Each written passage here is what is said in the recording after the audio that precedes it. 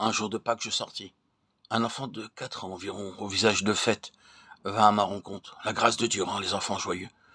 J'avais un œuf de Pâques et je lui donnai.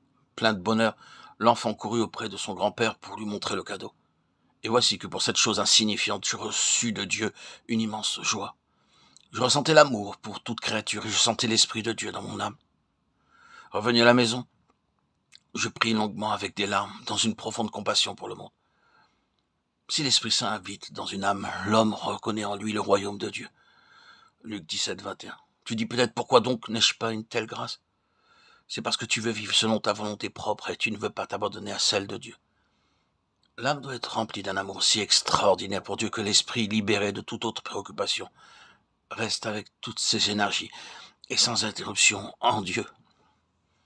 Heureux le pécheur qui se convertit à Dieu et l'aime. Celui qui commence à haïr le péché a atteint le premier degré de l'échelle céleste.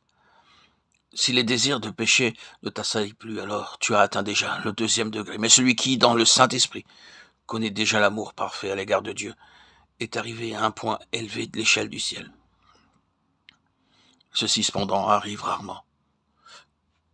Comprenez-moi, c'est bien simple. Les hommes qui ne connaissent pas Dieu et lui résistent sont dignes de pitié.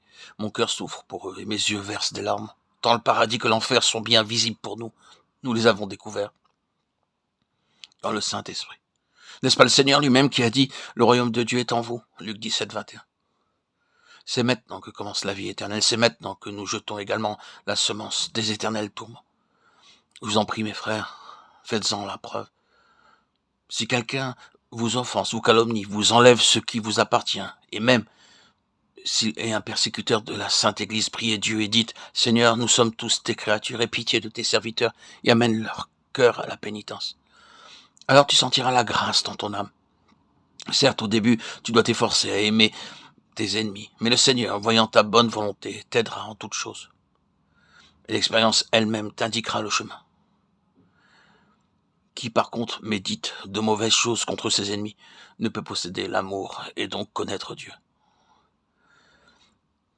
N'être jamais violent avec son frère, ne le jugez jamais, convaincre dans la douceur et l'amour. Orgueil et dureté enlèvent la paix. Aime qui ne t'aime pas et prie pour lui. Ainsi ta paix ne sera point troublée. Tu peux dire, les ennemis persécutent notre Sainte Église, comment pourrais-je les aimer?